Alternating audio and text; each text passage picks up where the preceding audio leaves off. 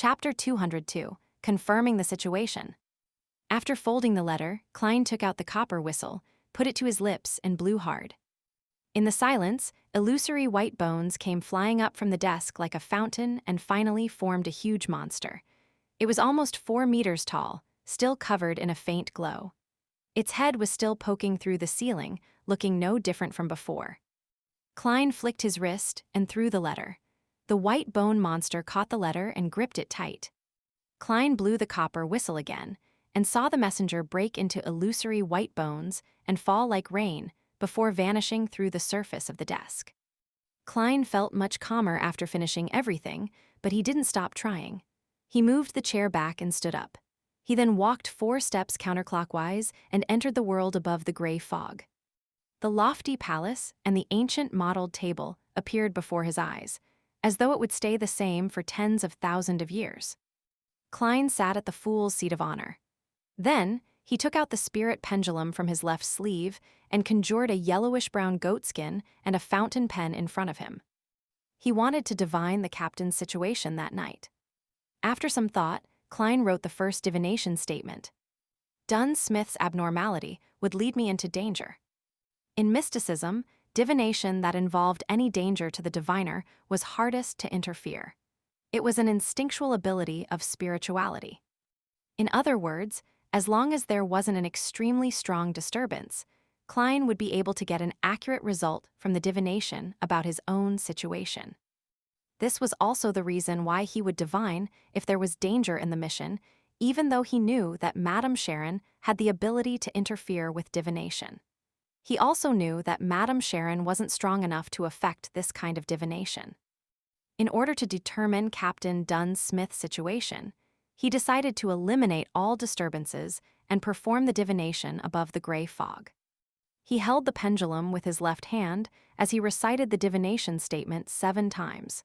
He closed his eyes and entered a cogitation state. After a few seconds, he opened his eyes and they returned to their normal color.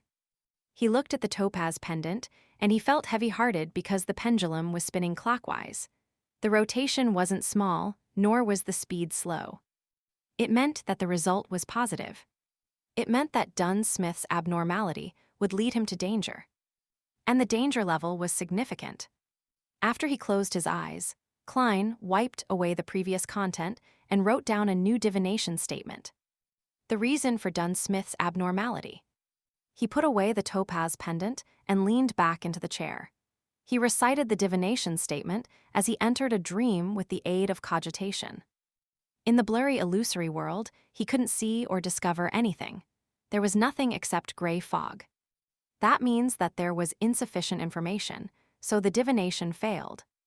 Klein looked at the goatskin on the long bronze table as he muttered bitterly and helplessly. Suddenly, he felt a strong feeling of exhaustion. He realized that it was the result of an intense battle, continuous rituals, and multiple divinations. Klein wrapped himself up with spirituality and stimulated a rapid descent from above the gray fog and returned to reality. He had a few nightmares that night. The ending of each dream was either Kenley vomiting his organs or Dunn Smith with crimson blood around his mouth. The next morning, Klein was on duty at Channy's gate, so he arrived early at the Blackthorn Security Company. At that very moment, Rosen, Mrs. Oriana, and the other clerks had yet to arrive for work. Klein walked through the partition and saw the wide open door and Dunn Smith, who was seated in the captain's office. Dunn had taken off his coat, and he only had his white shirt and black vest on. He sat in his seat while he held a cup of coffee in his hands. He was staring at the wall in front of him blankly. His hair seemed dry, his gray eyes looked dull, and his face was showing obvious signs of weariness too. Even for the captain, who's experienced many similar incidents, it's still unbearable to lose 2 teammates in such a short period of time. Klein's heart winced as the scene of the shattered full-body mirror, reflecting Dunn kneeling before Kenley's corpse, with his face covered in crimson blood, appeared once again. Klein clenched his teeth and looked away. After nearly 20 seconds, he composed himself and extended his hand to knock on the captain's door. Knock, knock, knock. Dunn put down his coffee cup as his gray eyes became deep again. He took a deep breath and said, I've reported the matter to the Holy Cathedral, and they gave an initial reply. The church will compensate Kenley's family with £3,000, and the police department will give £1,000 as bereavement payment. A total of £4,000. To most middle-class citizens, that's wealth that can't be earned in a lifetime. Kenley's weekly salary was £7, making an annual income of £364. Adding in any bonuses and additional income, he would make at least £380. £4,000 is equivalent to 10 years of his income. Such wealth can provide at least £200 of income a year.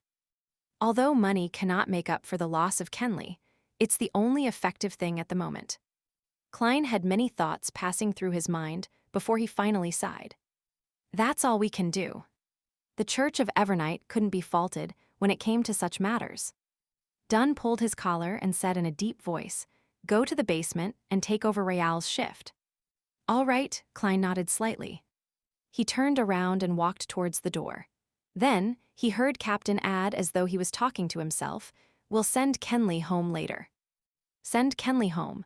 His father, his mother, his siblings, his fiancée, how will they react? Cline's heart tightened, and he was somehow glad that he didn't have to face such sorrow. He knew it was the mentality of an escapist, but he was really afraid of seeing the agony in the eyes of Kenley's parents, or how his fiancée would seem to lose her soul. He was afraid to see their expressions of hidden resentment and afraid of hearing their sobbing. Cline quickened his pace and hurried to Channy's gate. He completed the shift change with Rayal in silence. He sat in the duty room and occasionally took out his silver pocket watch and watched the time pass by slowly. After an unknown period of time, Cline suddenly heard illusory sounds that overlapped one another.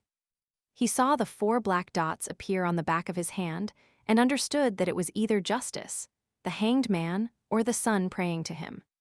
He had no way to answer them immediately. He could only wait till the notification ended for more prayers to come and until the next morning when he returned home. Having just fished his keys to open the door to his house, Cline saw the maidservant Bella wiping the dining table while his sister, Melissa, who was dressed up, and his brother, Benson, came downstairs. "Didn't you just go to Mass last week?" Cline asked curiously. Benson smiled and said, "That sounds like the memory of a person who hasn't gotten any sleep the entire night." Huh? Cline looked even more confused. "Today is the first day that The Return of the Count will be releasing tickets for sale," Melissa explained. Cline smacked his forehead and took off his hat. "I've been too busy recently. I totally forgot about it. Especially these past 3 days."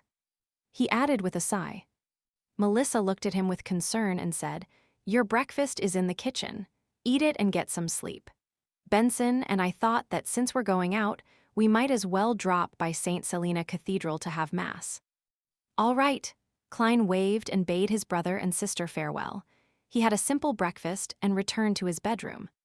After he did the preparatory work, he took 4 steps counterclockwise and entered the world above the gray fog. He saw that Justice and the hanged man's corresponding crimson stars were burgeoning and shrinking faintly. He extended his right hand and emanated his spirituality. Then, blurry images formed before Cline's eyes. Miss Justice's prayer sounded in his ears. "I pray for you to listen. Because of the Kalangos incident, my father hired a beyonder to protect me. There are also others who are watching over me secretly. It wasn't easy for me to finally find an opportunity to pray to you. I would like to apply for leave from the gathering next week. I believe this will pass soon." Cline subconsciously glanced at the blurry image. The image was filled with fog, and there seemed to be a huge bathtub with rippling water. Miss Justice was wrapped in a bath towel. He retracted his gaze and started listening to the hanged man's prayer. His description was different from Justice's, but he was making the same request. He too needed to ask for leave due to the aftermath of Kalangos' death. Cline nodded slightly and responded to their prayers respectively. "I'm aware." Then he sent a message to the sun's crimson star. "The upcoming gathering will be canceled temporarily. City of Silver." Derek Berg was paying attention in the training field. The sky above his head was still dark, with occasional flashes of lightning that lit up the sky. Suddenly, his vision went blurry before he saw the thick fog and the ancient palace that looked like the home of a giant. He also saw Mr. Fool, who sat in the depths of the gray fog. The upcoming gathering will be cancelled temporarily. His voice reverberated, but the view before Derek had already returned to normal. He wasn't shocked at such a magical incident, because Mr. Fool contacted him in this manner to remind him before every gathering. Derek looked up at the woman in front of him subconsciously, a member of the City of Silver's 6-member council, Shepherd Lovia. This terrifying expert kept switching between a smile and being aloof. She told every young man at the training field that they would join the patrolling troops soon and rid the dark monsters in the vicinity. That wouldn't be training anymore. Elder Lovia didn't notice anything strange. She seems to be getting weirder. Is it because there's a high-sequence Beyonder's evil spirit among her grazing souls? Derek thought. Klein returned to his bedroom, threw himself into bed, and quickly fell asleep. He dreamed about what had happened these past few days. Suddenly, he felt like he was being shaken by someone, and he suddenly woke up. Klein opened eyes and saw a gigantic white bone hand. The hand paused and threw the letter on the bed. Then, it vanished into thin air. Mr. Azek's reply. Klein grabbed the letter, full of hope,